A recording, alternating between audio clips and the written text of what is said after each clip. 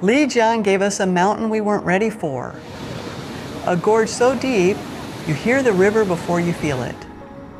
A temple built because someone pointed at a cloud.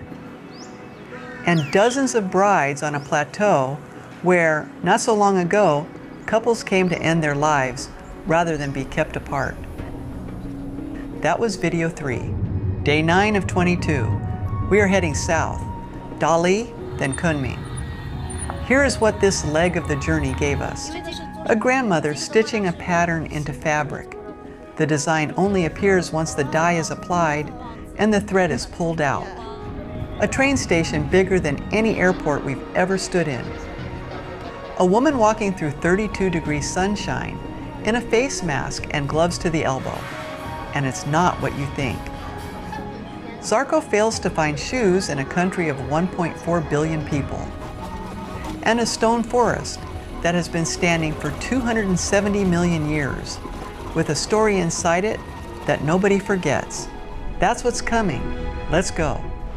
We say goodbye to our guide. Friendly, knowledgeable, and genuinely compassionate. He quickly became much more than someone simply showing us around.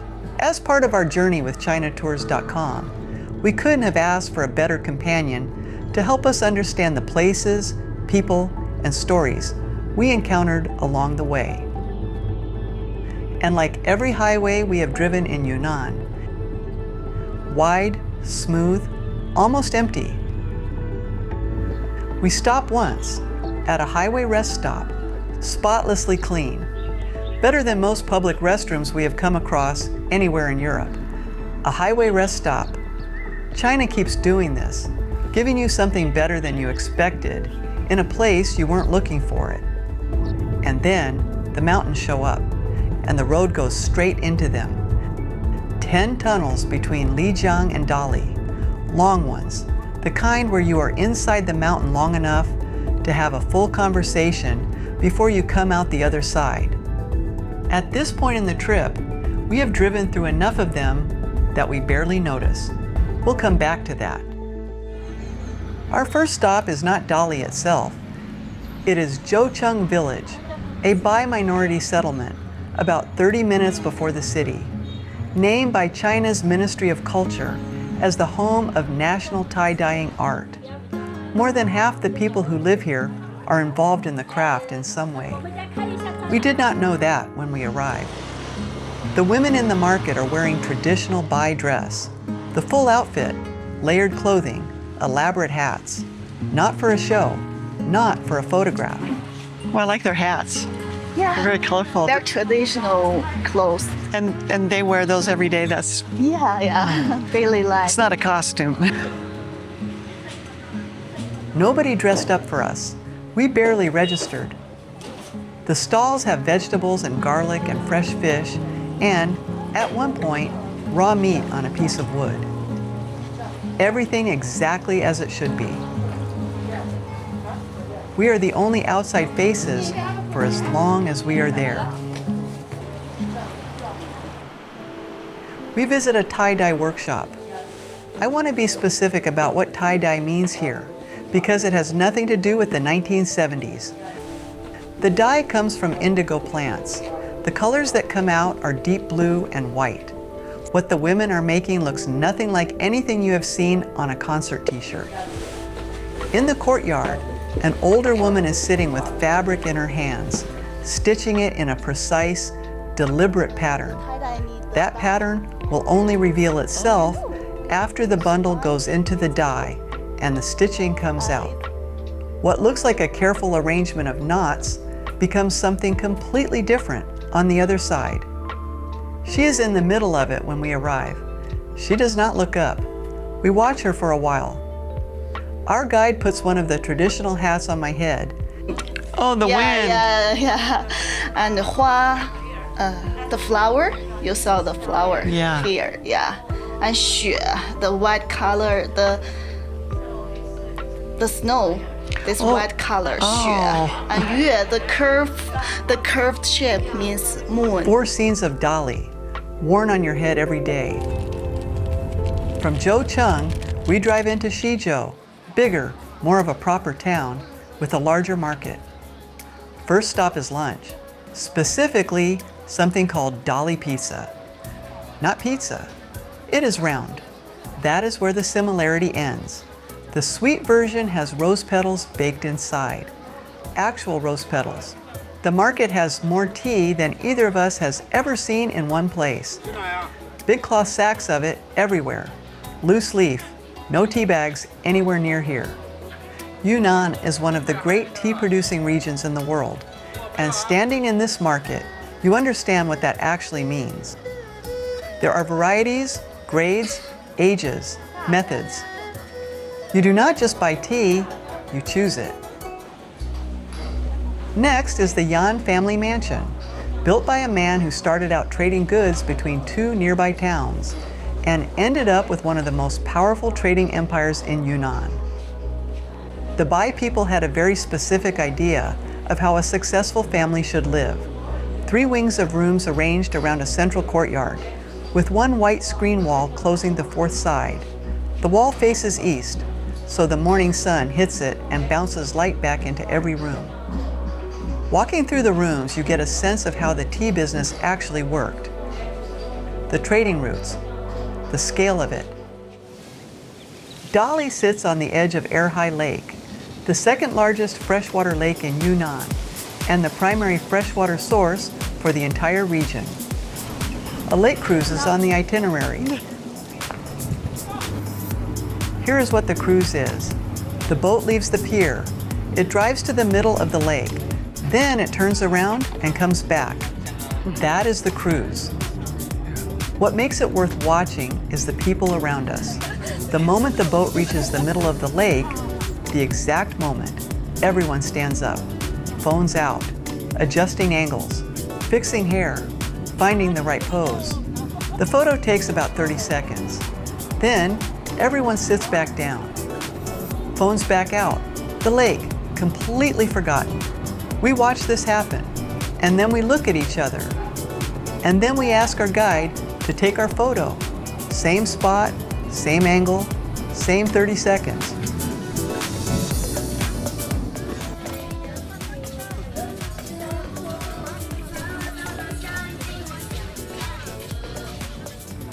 Yep, bike rentals, look at the lake. 100 meters. Okay, thank you. So, did you know how to use WeChat, Teresa? Yeah, Yeah. Yeah. it even has a fitness app in it.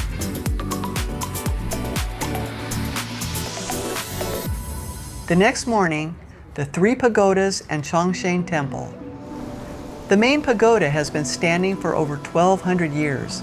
Built to subdue the water spirits the Bai people believed were causing floods in the region.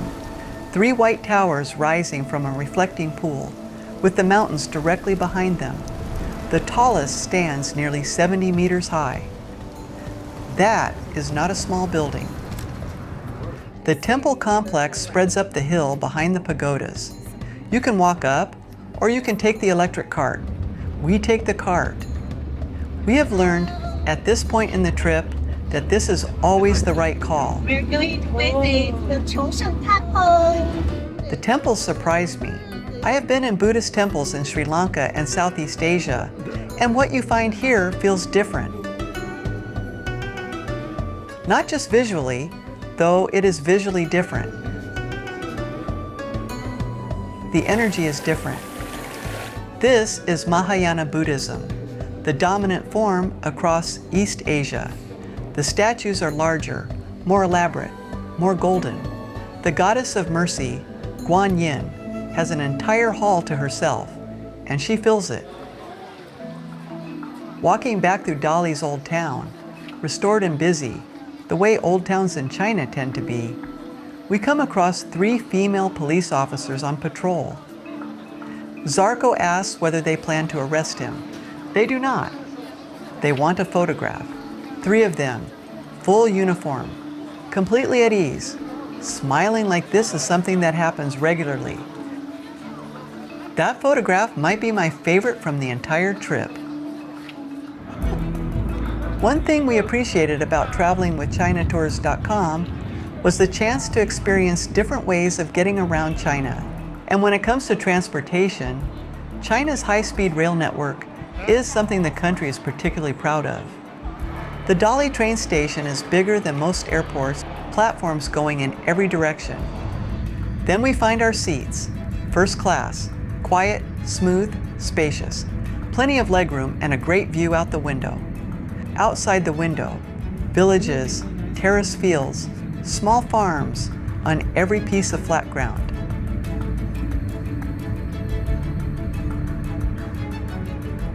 And then the first tunnel. At first you don't think about it. Dark for a moment, then daylight, then dark again. A train through mountains. Of course there are tunnels, but after a while, you start counting. In, out, in, flash of light, back in. The journey from Dali to Kunming is 328 kilometers, under 2 hours, a trip that used to take most of a day on winding mountain roads. On one section of that route alone, 175 kilometers, the tunnels and bridges come so frequently that at any given moment, you're either suspended above a valley or inside a mountain. The longest tunnel on the line is over 13 kilometers. That is 8 miles of solid darkness. We were sitting in those seats, reading and talking, and had absolutely no idea what was around us. Here is what was around us. Yunnan's geology is one of the most difficult on Earth to drill through. Workers drilling these tunnels hit underground rivers, pressurized water that flooded construction sites with over 100,000 cubic meters before it could be controlled.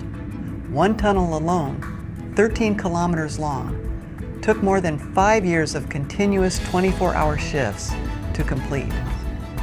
5 years for one tunnel. Zarko said something on that train I have been thinking about since. We lived in Seattle for over 20 years before we retired to Bulgaria. Remember the downtown tunnel? He said. I remembered. One tunnel under downtown Seattle. Years of delays. Billions over budget. This train, he said, just passed through dozens of them. When China decides to build a railway through a mountain range, the mountain range is the only thing that gets an argument. We arrive in Kunming late in the evening, a proper city, the kind that doesn't go quiet at dark. Our hotel sits right on Dianchi Lake. There's a park outside. Zarko has walked so much his shoes are hurting his foot. We need to find him new ones. His European size is 47, approximately the dimensions of a small boat. China has 1.4 billion people. These two facts do not combine in a useful way. Store after store. No. Brand stores, sports stores, department stores. Polite, apologetic, not in this size. We work our way through a large mall and come up empty. What we find instead, by accident, is a store that stops us in the doorway. The entire shop, a proper full-size retail space, is dedicated entirely to protecting yourself from the sun. Masks, long gloves, UV-blocking jackets in lightweight fabric, umbrellas in about 40 configurations. Not a tanning product anywhere. The premise of the whole place, the sun is a problem to be solved. If you have watched our previous videos, you have seen this. People walking through 32-degree sunshine with white umbrellas, face masks, sometimes gloves. We assumed, in the beginning, it was heat management or old COVID habits. It is neither. In China, pale skin has carried a specific meaning for over 2,000 years. It says, I work indoors. I have a professional life. I do not work the land. The lighter your complexion, the more clearly you signal that you have options. In the West, a tan says vacation. In China, a tan says something else entirely. Zarko never found the shoes. We went to see rocks. The stone forest is about 90 minutes outside Kunming. It is exactly what the name says. About 230 million years ago, this was the floor of a shallow sea, limestone on the seabed. Tectonic shifts pushed the land upward. Millions of years of rain and groundwater dissolved the softer rock and left the hard columns standing, anywhere from 10 to 40 meters tall. They look like trees. They look like they grew here. The park is large, the day is hot. We rent a small electric vehicle, bright yellow, 3 seats, and drive ourselves through it. This is the only sensible approach. More ground covered, quieter sections found. Stop whenever something is worth stopping for. The tour groups on the main path in the midday heat, we wish them well from the cart.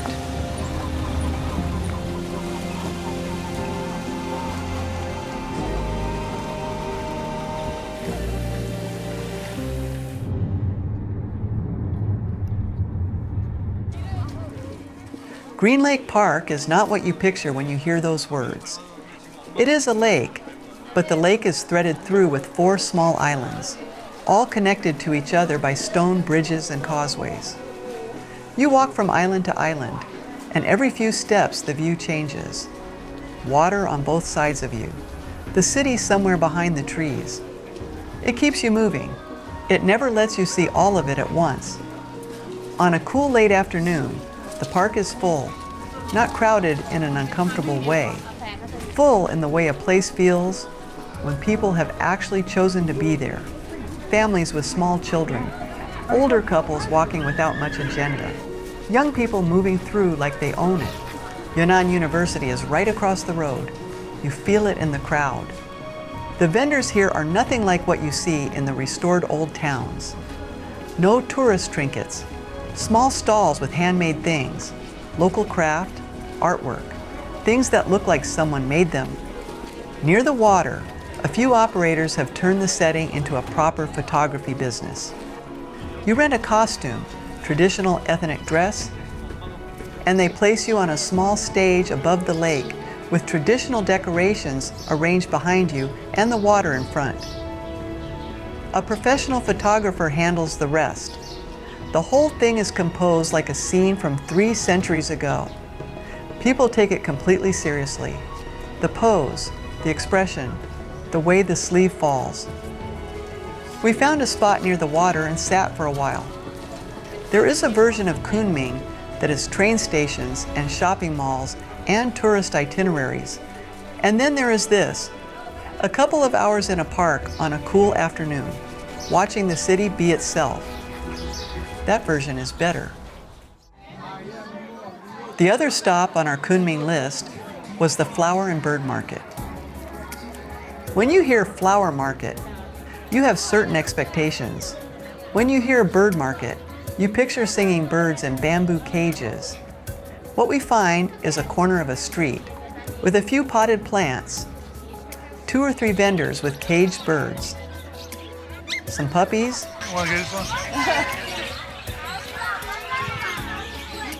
some aquarium fish, and a narrow lane going about its business.